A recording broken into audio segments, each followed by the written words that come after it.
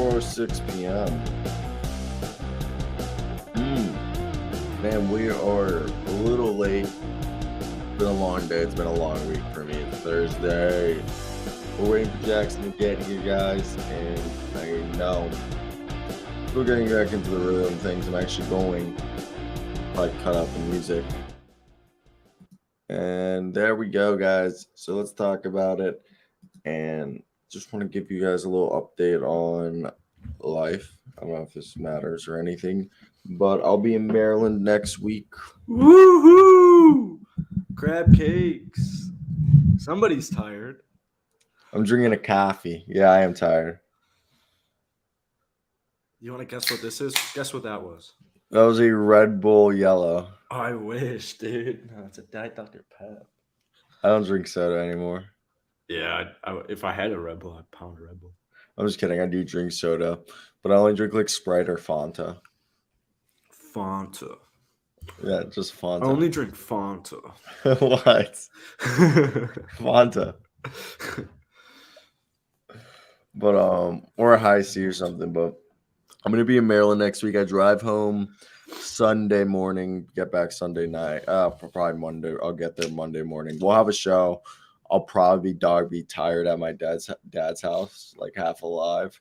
I'll pre-record videos tomorrow and Saturday to upload Saturday night and Sunday all day. So I'll probably record 15 videos over the next 24 hour. If 70, no, I'll probably record. I need to pre-record like 20 videos for Saturday and Sunday, and then a few for there. So that way I can just not even think about making YouTube. When I get home, I can just sleep. What if you just yeah.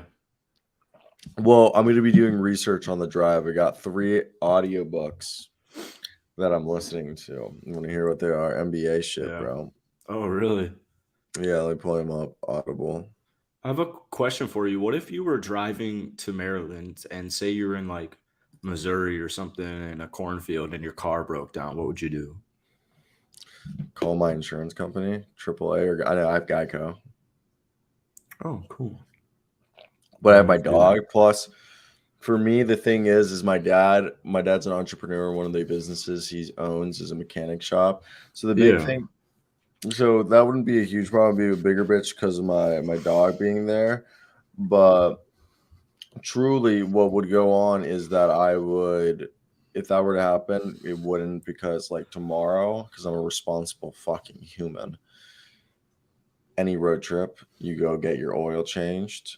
And you have your mechanic look at your car before you do any long drives. So tomorrow I will go to the mechanic. I've taken my car for the last 3 years, Jimmy, and I'll ask Jimmy to do my oil, top off all the other fluids, and make sure everything's fucking attached and nothing looks out of place. If Jimmy gives me the A-OK, I know I'm good to drive home. Once I get home, if there's any major problems, my dad's there. Plus, like, I can feel my car. My car doesn't feel like anything's wrong with it, like, from what I hear and stuff. And I check the oil and stuff. So, also, Missouri's only like 30 minutes away from me, you asshole. Missouri's like a 4-hour drive. Like, to drive border to border, Missouri, 4 hours.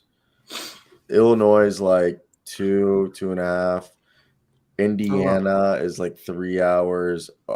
Ohio is like another 3. Yeah, that's like 8.5 or 12. Yeah, then the last stretch is not 40. Yeah, that's like about it. Yeah, Kansas, you only drive like 40 minutes in Kansas to get here. Like, you get over the border and you're here in 40 minutes. I see. Also, fucked up on the news today. I didn't fuck up too terrible, but like. It's maybe because you're so tired. Nah, it was just mental error, and I'm so fucking pissed about it. But did you get canned? Huh? No, I did not. I did not get canned. I was reading something about the University of Virginia shooting. And, shit. Yeah, we're about to get into basketball, guys. Sorry. I just want to let you guys know what's going on in life. And if you want to give an idea here, you guys seem to laugh at these when we show them. or maybe.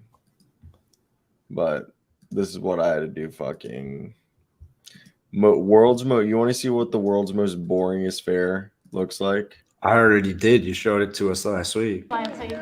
This? Oh my goodness. This past weekend was Lawrence's annual Veterans Day parade. It's fucking The parade made a terrible. return Saturday morning after a 2-year hiatus. Members of the community gathered appreciating and celebrate members of the armed forces for their service. I spoke to Colonel Michael Kelly, the chairman of the Veterans Day Parade organization, and he explained the importance behind supporting the armed forces. I think there's the desire to be involved in something important and important to our country. I think that's a common theme from older to younger. Michael Kelly explained the differences and challenges the military has with recruiting compared to the past. So I think that young people who've been in the military and have experienced that kind of get an education, comparative experience. And young people that haven't joined yet don't have that opportunity to compare. So that's a challenge. So gay, right? KU student Xavier Stewart explains why he joined the Navy's Reserved Officer Training Corps program. I was always been interested in, doing more than myself.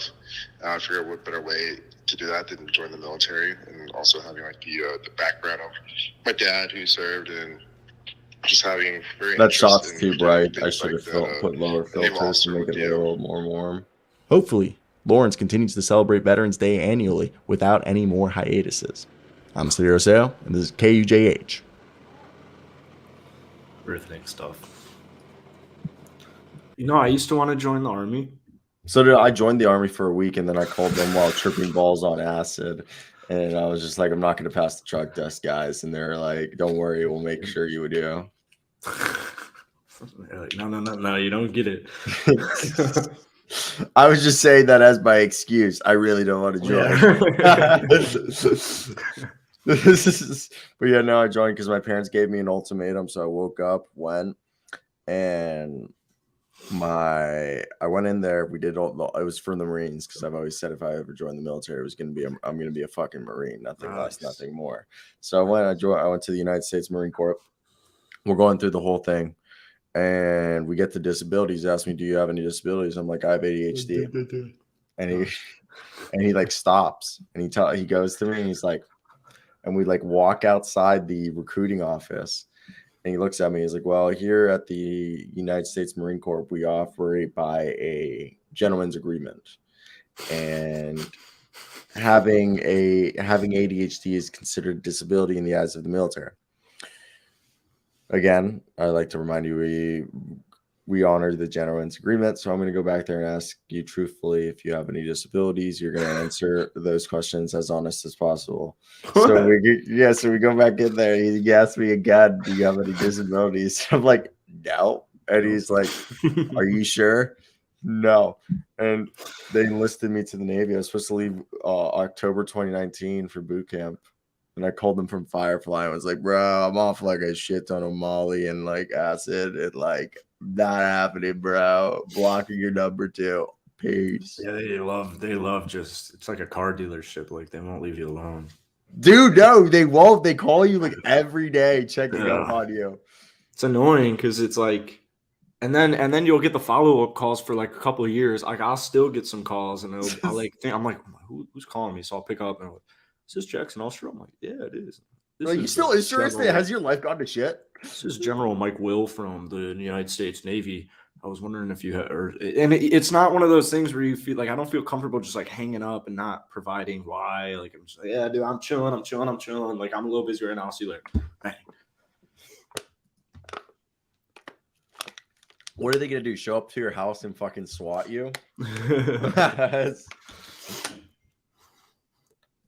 All right, let's talk about some actual basketball, because we really just didn't do anything for 8 minutes right there, even though it was great banter. This is not what the show's about. The show's about basketball. We're playing basketball. You remember that? Mm-hmm. I know you don't like this guy. I love Jay Crowder. That's not a good take. I don't claim those sentences you said. Sentences. All right. The Phoenix Suns and the Jay Crowder thing might be actually being resolved. The team has agreed that he stays away until the trade request can be fulfilled. Mark Stein of Substack, of his own Substack, I guess. Substack. Yeah, I know. Mark Stein's Substack reported. Shut the fuck up. Mark Stein's Substack. You know who Mark Stein is. Mark Stein. But I'm saying the subs, he's dropping shit on Substack now. He's been for like the last year and a half, bro. He left, he left ESPN and Yahoo and it charges people like $20 a month to read his like insider Substack. I'll be itching to go do that after this. You are? I know. I just go on other places because you can see other people who pay for it and read it.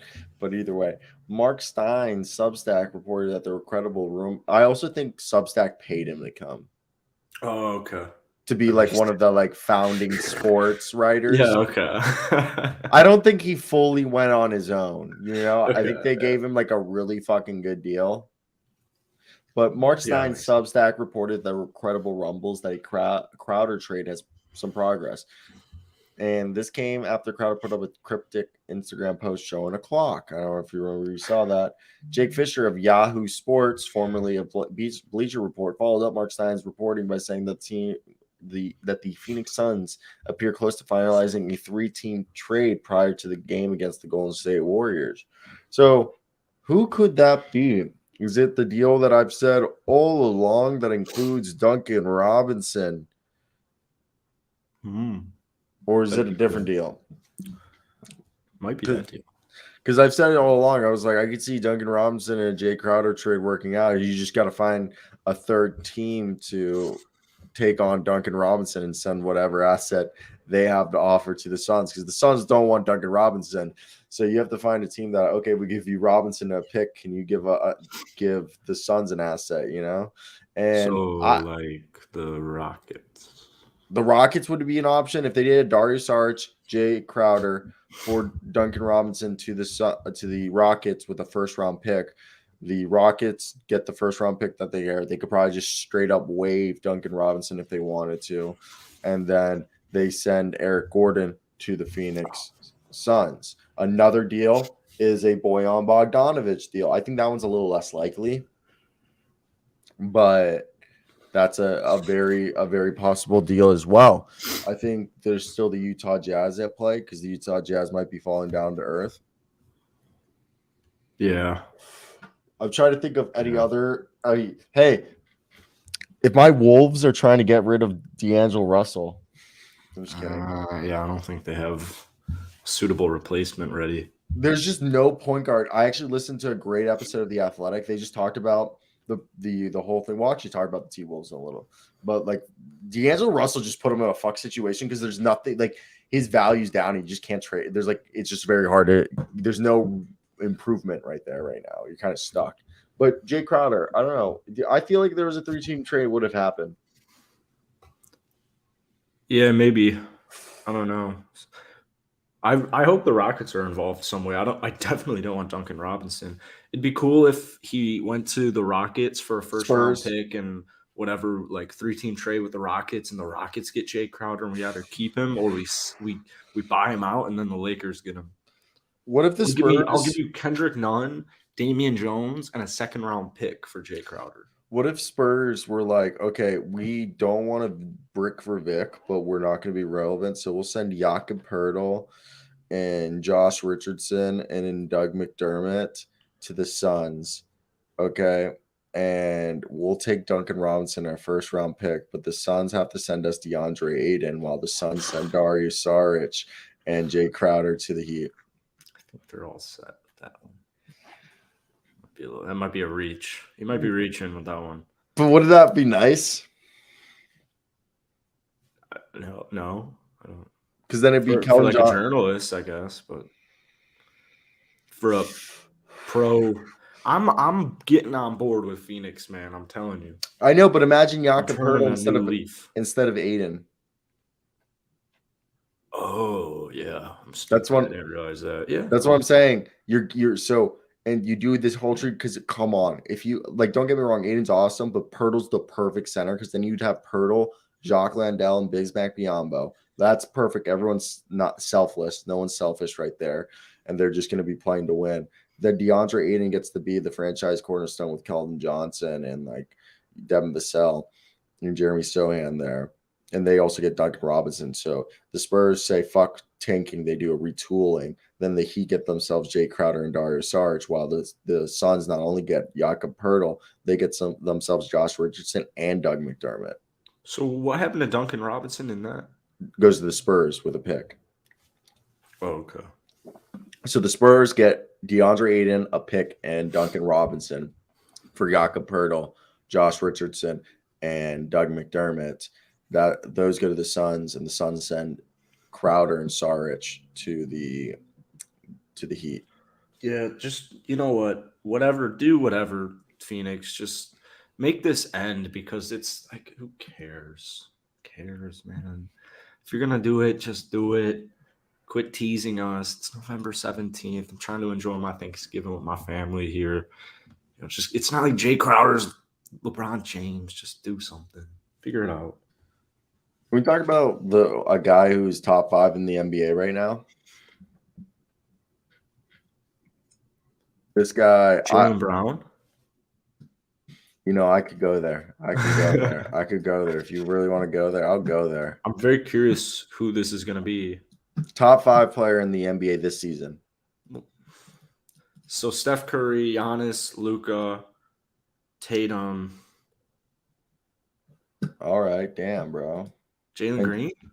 Shai. Oh, nice. Alexander. Yeah, he's balling, man. Dude, if he's not top 5, he's the 5th. Okay, because he's averaging 32.3 points right now on 40% from the 3, 54 from the field, 9 assists a night. Not 9 assists, 6 assists a night with 5 rebounds, while 2 steals and 1.5 blocks. Guys, freaking 6'6" with a 7-foot wingspan, blowing crap up. And this is like 3 years in a row now where he's been a 20-plus scorer, and it's ridiculous. The guy's in year 5, and he's only 24 years old. The Canadian himself, Shai Gilgeous-Alexander, Javante Ision. Gilgeous-Alexander is his full name. SGA. Okay. What are your thoughts? This guy has arrived at this point, and there's been all this rumbling and stuff that, oh, he's done with OKC. He's sick of losing. But this team is 7-8 right now. Okay. They're actually somewhat competitive. Poku's playing good. They got Lou Dort, who's a dog. And for me, it's in their best interest to keep this guy because next year they'll have Chet Holmgren and whoever the hell they draft, or they could trade those picks for a superstar. Josh Giddey straight up is like going to be a great second or third fiddle. You got yourself just pieces all over. Yeah, Trey Mann's another guy. That guy's going to be a 6th man of the year at least once in his career. You got yourself Ousmane Dang, Isaiah Joe, Mike Muscala, Aaron Wiggins, Lindy Waters III, Jeremiah Robinson Earl, J-Dubs, J. Will, okay, Kenrick Williams. They have every type of player that you would want. And you know what's the funniest thing is their shortest guy on this team's Lou Dort. Wow. Lou Dort's taller than Trey? Yeah, Trey's 6'5". Oh, yeah. It's so easily to forget how small Lou is. Also, Eric Maynard's an assistant coach on this team. The Thunder guy? Yeah, you remember Eric Maynard, the 20th overall pick by like the Jazz, and then he was traded for the Thunder. He was like Russell Westbrook's primary backup point guard. Yeah. Yeah, he's the assistant coach on this team. Oh, cool. So, JSM. Dude, Eric Maynard, I did not know he was 20th overall pick. But what do you think? About Eric Maynard? I've never met him, but seems like a cool guy. No, what do you think of Shai? You fucking asshole. Dude, Shai is him. I love Shai. Shai's really good, man. I'm glad they're winning because if they weren't winning, you'd start hearing the rumblings. Because what's he, 24? So 24, yeah. It's not like he's like crazy old, but I think teams move on from some players too fast because they don't fit their quote unquote timeline. I'm gonna take Shai long term. I still don't. I mean, Is he a good stats, bad team guy? Shai? Yeah. Absolutely not. No, absolutely not. I don't think either player has necessarily added to their bag where they can like crazily make their teammates better around them. I would honestly give the nod to Shai, but they're both young. I like Shai, man. I want him to go to Toronto one day, but we'll see. We'll see what happens. They're 7-8. I don't unfortunately think that lasts for very long, but we'll see. If he keeps playing, if he keeps dropping 32 a night. I don't think he's going anywhere. He said he's excited for this team, and he's always said it. And I think right now that, like I previously mentioned, this is a team that I like how Shai Gilgeous-Alexander, Josh Giddey, Lou Dort, Trey Mann are looking. You got Poku and Jeremiah Robinson Earl that could, develop into solid players. And I think the best thing is that when you look at this team, they have all the pieces that you want. You got your small ball guy in Kenrick Williams and Jeremiah Robinson Earl. And this team is playing good defense. And Shai could really be the guy who pulls them out of all this. He could be the next thing, the 6'6" lead guard, guy averaging a 50, 40, 90 as of right now. And I think he's definitely already in the conversation for most improved player, and he continues to do this season MVP. And with all the assets and everything that they have, this is a guy who Shai Gilgeous-Alexander went from being the guy who was next to Chris Paul and Dennis Schroeder when they had that 3-guard lineup to being the leader of being surrounded by reclamation projects and for young ass first round picks. And now this is a team that if they're going to make it into the play-in or anything, he could be the harbinger of greatness for this team. And through 13 games right now, he's basically having the highest field goal percentage by a guard scoring 30 points plus since Michael Jordan himself. And once a healthy Holmgren rejoins them next year, they're going to have their center. They're going to be able to spread the floor. And as of right now, he's already the best player at getting to the basket leading the NBA in drives to the basket at 24 a game, according to Spectrum, overtaking Ja Morant, Luka Doncic, who averaged 22.5. And he's also collapsing defenses, allowing him to pull up and make threes and be a quick, decision maker. And the other thing is defensively, he's made huge strides. He's 6th in the NBA steals, 9th in deflection. His defensive rating at 110 is, second highest in his career, and his PER is almost 30. Okay, that's basically double what the NBA average is. So there's no thought about this guy as an all-NBA player who's going to be surrounded by, J-Dub, Trey Mann, Lou Dort, Josh Giddey, Holmgren, and the 15 future first-round picks that Presti has to offer, either drafting them or trading them for another superstar. Thunders look good. What do you think? For sure. What is that? What is that? Looks like efficiency. I'm not quite sure. Where'd you just find that? That's what Swaggy was saying.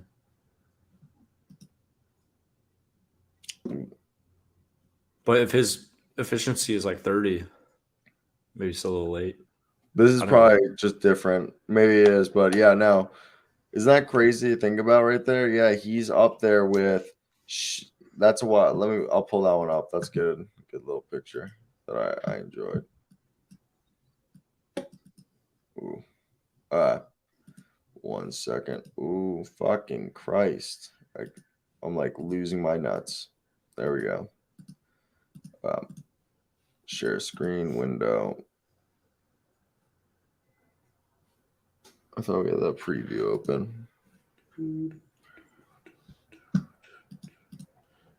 Did you watch Notting Hill? Oh, sorry. Not yet. There you go. That's pretty crazy. That's fucking crazy. Jason Tatum is in first place for MVP.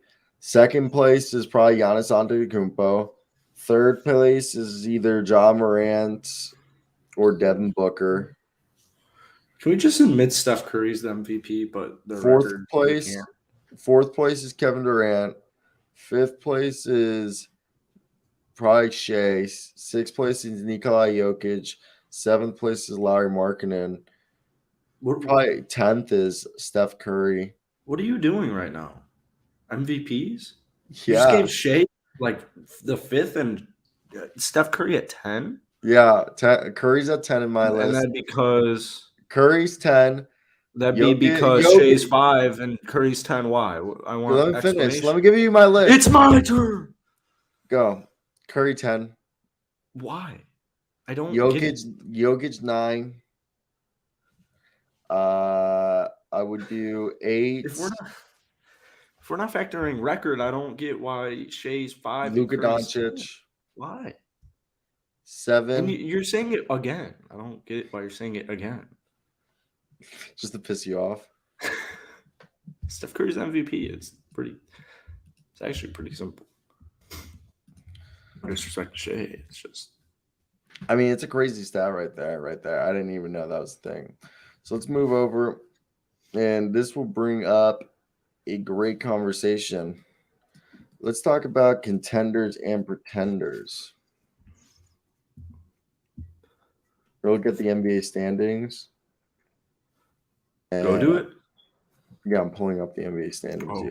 You asshole. Oh, fuck. All right. I don't know how to do this efficiently, but this is probably going to be the best way we'll get it. Now, I think we're going to just choose one contender from each conference that looks the best for us. And for me, obviously, I think the best team in the East right now is the Boston Celtics. They're the team to beat. They're the contenders. They're 7-2 against 500 teams or above 500 teams. Yeah, it's ridiculous. Yeah, I'll go Bucks. They're also 9-1 in the last 10. They're on an 8-game win streak that no one's talking about. Yeah, they're on a heater. They're good, man. Their defense started coming around. Yeah, I think. You want to? So here's my biggest pretender. Ooh, because I feel like they're gonna have to be good, right? Yeah. So this is So it can't be any team behind the Raptors. The Raptors are right where I thought they would be. They're kind of they're going to be the 5th seed. But anything below the Raptors, it's just shit show. Like the Pacers, the Wizards, the Knicks, the Sixers, the Heat, the Bulls, the Nets. I have no idea how that's going to go right there between those 6 teams. None of those teams I'm going to put in the pretenders. So between the Bucks, the Hawks, the Cavs, and the Raptors, what 4 teams right there do I believe are pretenders? It's the Cavaliers. They're on a 5-game losing streak. And I think we're starting to see the lack of depth at the wing position, and just the shortcomings of this team that have appeared over the last few games. What are your thoughts? Are the pretenders as well, the Cavs, with you? Well, real quick, my contenders, the Bucks. I think they are. I mean, they're without their best player or second best player. I know the Celtics are without Robert Williams, but the Bucks defense has been so good. It's really cool seeing Jordan Nwora doing what he's doing. Beauchamp, Brook Lopez leading the league in blocks. They won last night against Cleveland. I know Cleveland's without Jarrett and Dean Wade, but they won without Pat Connaughton, Chris Middleton, Drew Holiday, Grayson Allen. I'm missing somebody else, but it was just kind of a crazy dismantling win. My contender is definitely Cleveland as well, man. I don't think – I was just talking to my buddy last night, and I totally see what he's getting at here. They have the worst defense worst defense in the last 5 games in this 5-game losing streak. They're playing really difficult teams like the Clippers, Sacramento, Golden State, Minnesota, Milwaukee. All 5 of those teams are kind of figuring it out. Again, I don't think Cleveland – I think saying they're a pretender is not really it sounds so rude, but I don't think they're a championship team because I don't think Donovan Mitchell can be your number 1 on a championship team, and that poses issues for me this year. I don't have long-term issues with Cleveland at all. They just need Mobley to become a superstar or getting a superstar, but I don't think Donovan Mitchell can be your number 1 on a championship team, unfortunately, as good of a season as he's having. Yeah, no, I completely agree. And the big thing is that like this is a team that they've just started to have like crack show when like I just think this team isn't as good as we initially thought they were going to be. And for me, I think they're still a playoff team, but they're a few pieces away from championship in terms of just having firepower off the bench, and they're just still a bit green behind the ears. Now let's move over to the Western Conference. I started off the Eastern Conference, so let me hear your contender and your pretender, and I'll give you my response. My contender, I'll go Phoenix. I think their ball movement looks phenomenal with Chris Paul being out, especially their campaign's doing his thing. I'm really hoping, like I said earlier in the season, I really hope I'm wrong on Phoenix because I had them as a playing team just because of dysfunctionality. But they've completely proved me wrong, shut me up. They've proved everybody wrong, and they're not a 64 win team like they were last year, but they're still really good. They got a lot of hoopers. Devin Booker's the truth, great golfer as well, from what I've heard. And my pretender, I'll go. I mean, what do we do here? Top five? I mean, it has to be Utah. It's kind of shitty because Utah's a good basketball team, and they're on a 3-game losing streak, but they're still 10-6. But if it has to be a top 5 team, I'd have to go Utah. It's not going to last all season. I don't think they're going to win 50 games. So yeah, I think over here, I think my contender. It's so hard to put the contender in the Western Conference because I don't. Yeah, it's hard. It's hard, and you know what? I'm gonna go with Portland is a contender. Straight up, Portland's a contender. This team's deep. They got the firepower, and they're showing it that they've been doing this without Damian Lillard. Now, my pretender, I think it's the Pelicans. Wow, okay. The Pelicans are a team that. They're doing this without Zion. I know, but within conference, they're not good. They're like basically 500s against conference play, and most of their losses came against Western Conference teams. That's tough though, because on the contrary, Cleveland's like 7-2 against the conference, and they're yeah, but like the Eastern is a shit show. Western's big dogs. Like I just think the Pelicans, like they lost to the Jazz, bro. The Jazz are a good basketball team. There's a lot of teams. There's 10 teams who've lost. There's 7, and the Jazz aren't a bad team, but like the Jazz, even regardless, should be a team that the Pelicans should beat regardless. I just think the Pelicans, for how good they are, especially the fact that they got Zion, they should be up there, you know, like with at least 11, 12 wins. Oh, I think that's a little overhyped, but yeah, I can see why. Some may think that. You got to keep in mind Herb's missed some time, Zion's missed some time, Ingram's missed some time. I'm curious to see how many games they've played as a collective unit because it's probably like a handful. So let's talk about this Damian Lillard Portland Trailblazers team. What's stood out to you this season for this squad? They're really disciplined. Jeremy Grant's the truth, which Piston fans knew that already. We kind of all knew that.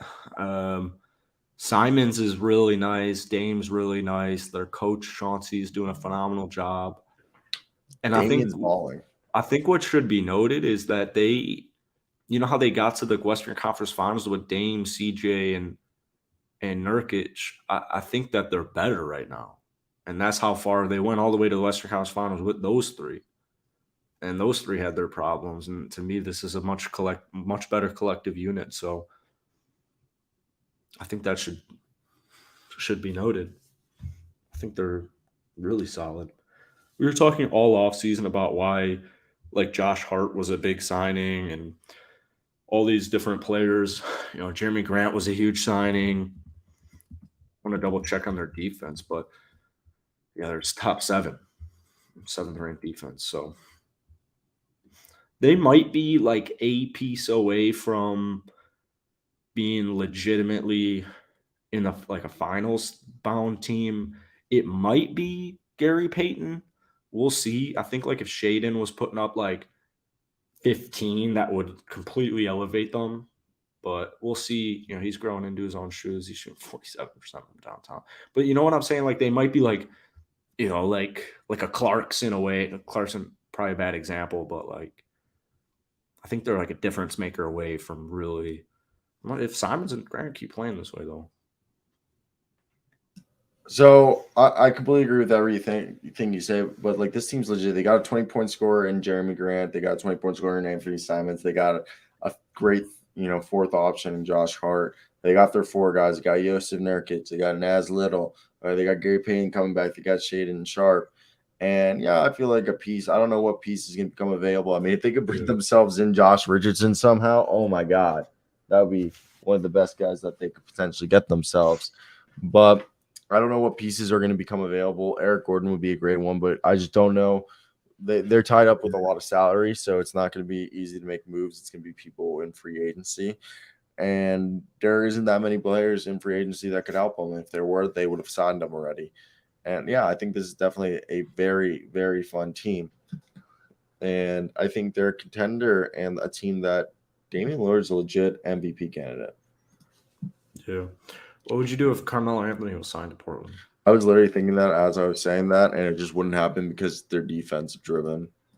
And Carmelo Anthony, I actually tweeted this. The reason why Carmelo Anthony is in the NBA, guys, is yes, he had a career year shooting the 3-point ball last year.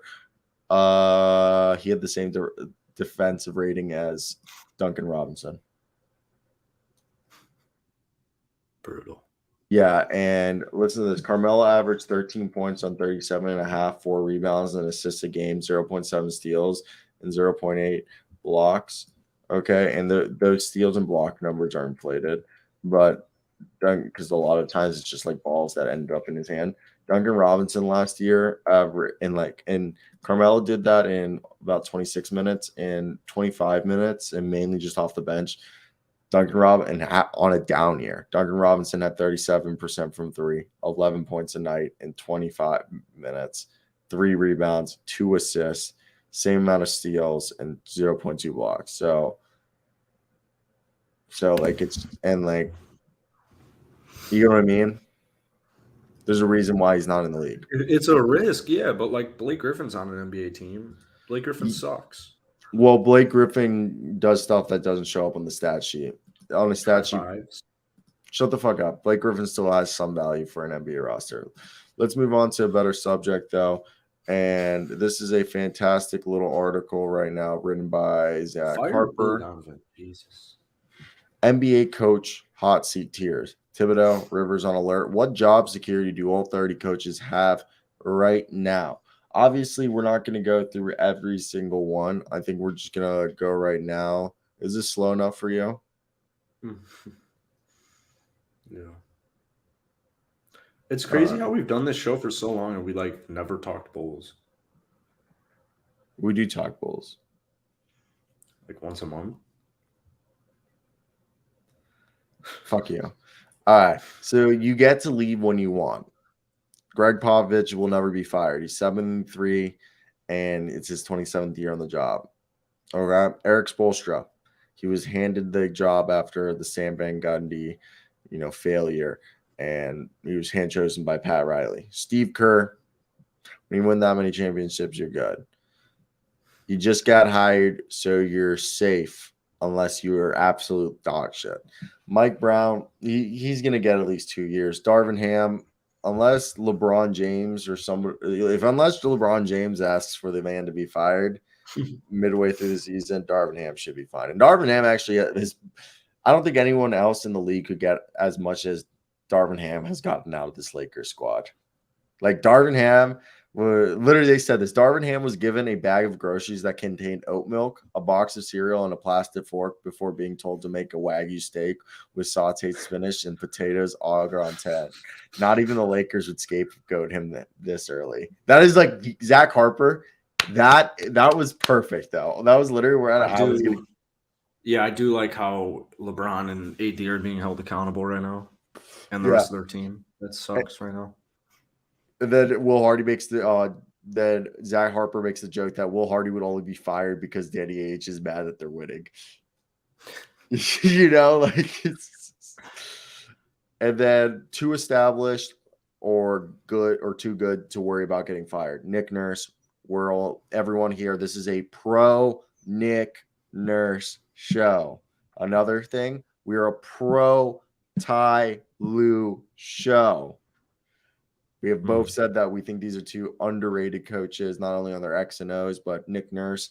I've gone you hyped up about the Nurse pill and just the shooting. That it's basically every player who's ever played for him has like a career shooting year. If they have like a one-stop year there or just in general. Ty Lue's a fucking god that doesn't get enough recognition. And Monty Williams, he got back-to-back coach of the year. So, and he's made it basically almost the NBA finals like 3 years in a row and made it once. Then he shouldn't have been coach of the year. Sorry. What? You don't like Monty Williams? I love Monty Williams, but he shouldn't have been coach of the year. Last year, no. First time, yes. Yeah. First time, yes. Second time, no. That should have been Taylor Jenkins. Or Ime, yeah. Yeah, Ime or Taylor Jenkins. I would have given Taylor Jenkins because I don't give Ime, yes. Was his first year? It was his first year. I'm just biased. I like to give it to guys who've are a couple seasons in. To dare I say, no. I give it to Joe Mazzulla. How petty would that be?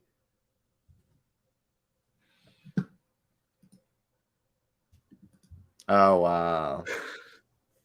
So Willie Green and Chauncey Billups are fine. Jason Kidd's fine. Now let's go over here. Second year, and we got an eye on you. Jamal Mosley and Wes Unseld, two defensive architects. They were the D coordinators. Jamal Mosley for Rick Carlisle's squad and the Dallas Mavericks.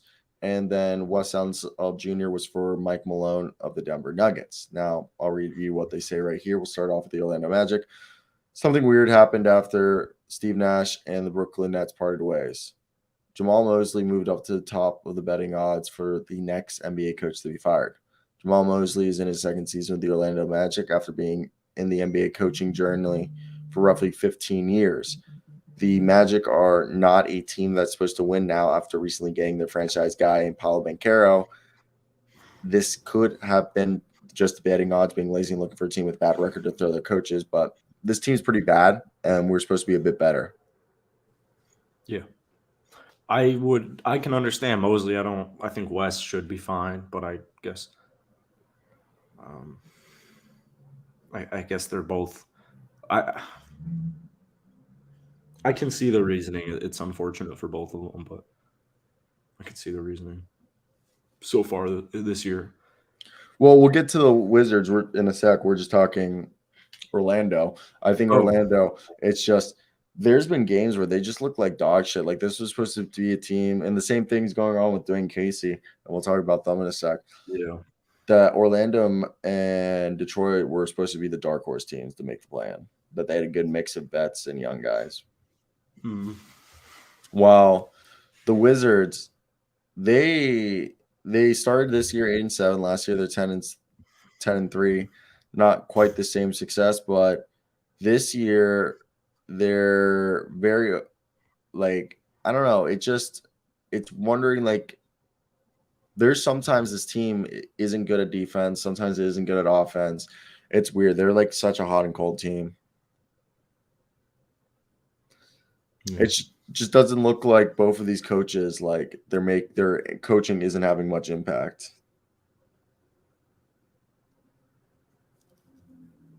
I get the Magic. I think West should be fine. I think West will be fine because he's the greatest. He's the son of the greatest Wizards player of all time. I really don't think he's doing that bad. All right. And teams would be insane to let go. Nate McMillan. I think Nate McMillan is a great coach, and he's starting to work out. And this is a great line. Nate McMillan to start the season, he has the Hawks once again thinking bigger and making more effort on defense.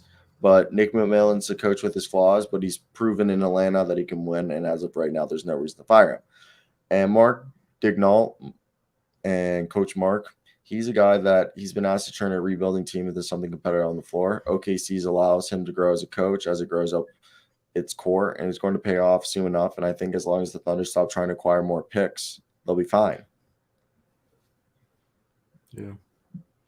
Next, we'll go both of these JB Bickerstaff, Terrell Jenkins. They're great. There's no reason. Yeah. So Mike Budenholzer, he's fine. I don't know why he wasn't there. Joe Mazzulla and Jock. Well, I think Jock Vaughn is the coach. Get rid of him. He's not interim, but unless they mess up the season, Jock Vaughn could get fired. Like Honeymoon's over. Joe Get me, Mazzulla. man. But yeah, So Missoula. I wouldn't get too comfortable. Steve Clifford was recently just rehired, but yeah, this could be just a 1-year hire that they just needed a bridge coach, and he just was like, "Yeah, I'll take it." And then they find the coach that they really want next offseason. They bring in like Ime Udoka or somebody. And Rick Carlisle, what happened? Rick Carlisle came over here, and then they realized they had to go rebuilding. And they got rid of Sabonis and Brogdon and Turner, and now the 63-year-old roster, 63-year-old coach is filled with a roster of young guys. So it seems like that, it's just he doesn't seem like the rebuilding coach. I don't think they're rebuilding. They're 8-7. They're gonna. I don't think Miles Turner gets traded. I mean, that'd be wild. So potential fall guys if things don't go to plan. Billy Donovan, yeah, shit's not working out there. Should be fired. I don't get why Dwayne Casey's considered a fall guy, but I think Dwayne Casey is just like this team needs to show some growth through the season, but the team's just been horrendous. And a good thing that they say Dwayne Casey's old, so maybe he steps aside and joins the front office in some capacity. Okay. Yeah, it's fine. I mean, when you're giving Killian Hayes 21 minutes a night, doesn't help. I worry about Sadiq Bey. Cade hasn't played. Cade also looked bad efficiency-wise. They're just not an efficient team. They can't really play defense. But when I watch Detroit, I don't necessarily have lingering issues. I just think, they're not quite there. Yeah, no, there's a lot, but they have the pieces and they have the vets. It's just weird. But not really. Like Alec Burks isn't playing. Nerlens Noel isn't playing. That's what I'm saying. It's weird because they're not playing they have the vets. That's why I said it's weird. Like they're not playing Nerlens Noel. They're not playing Al Burks. They have Corey Joseph. They have all these vets that they could play that could help like balance out the minutes. And the same thing with Orlando. I know Orlando, like there's more injuries than anything. Chicago, the other thing is Chicago should be like a top dog in the East, and they're nowhere near the close. They look like they have so many problems. Same thing with the Timberwolves right here is obviously like, look, I think Chris Fitch is one of the best players in the league, and I think it's just better like if I don't know, it's interesting. So also Mike Malone and Steven Siles, what are your thoughts? Malone, that doesn't make any sense to me. I don't think I tweeted this out. I don't think Silas is the problem, but he's not the solution. I expect them to go in a different direction. Michael Malone, I don't really understand how. I don't know. Oh, I guess it's because he's in his 8th season. Yeah, and they haven't gone to the finals, and if they feel like they need to get over the hump, he could be that guy. Oh, so this was like don't get comfortable. No, like fall guys. Okay. Scapegoats. Yeah. So like if the Nuggets just like first round out or something, if they just don't, you know what I mean? Like get fired. Yeah. Maybe they feel like he's just the Mark Jackson and they need a Steve Kerr. Yeah. And Steven Siles, I just think, once you just lose so many games in a row, just people are just like, fuck that coach, even if it's a good coach, like you just lose the locker room. Yeah. Unless like you're Brett Brown, where you were hired to lose, but Steven Siles was hired to coach James Harden. Yeah. And Chris Finch, it's just if the Minnesota doesn't work, they're gonna have to do something.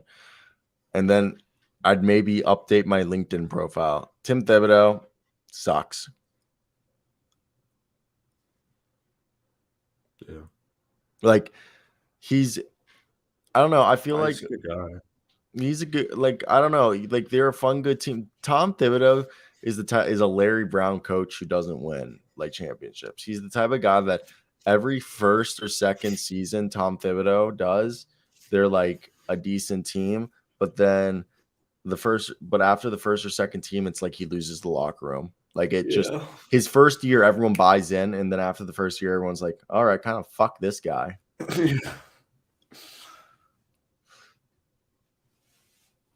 And Daryl Morey and Doc Rivers.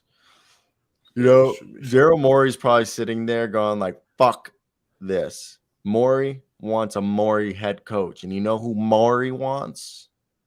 Mike D'Antoni. He's probably looking out of here, Doc. You know what Mike's doing right now?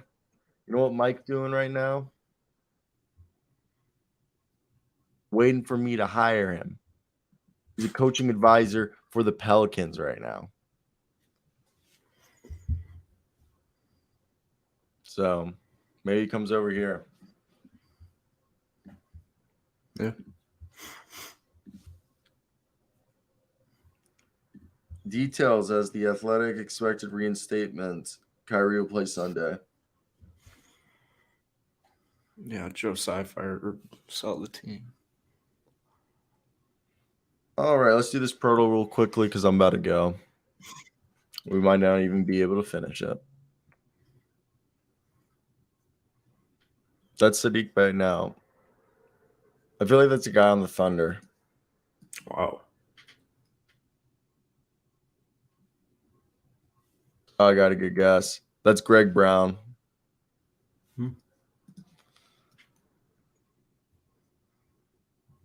All right. So Portland. Portland. I'm gonna go Jay Sean Tate. Northwest.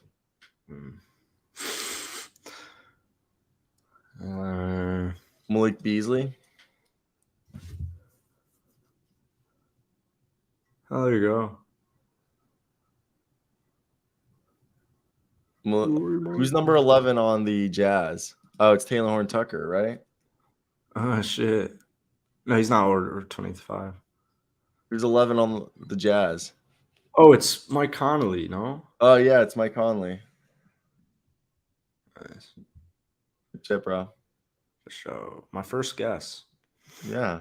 Look at that. You're good. You're good. It's a virtue, my friend. We'll be back tomorrow. Full show. I won't be late. It was a rough day.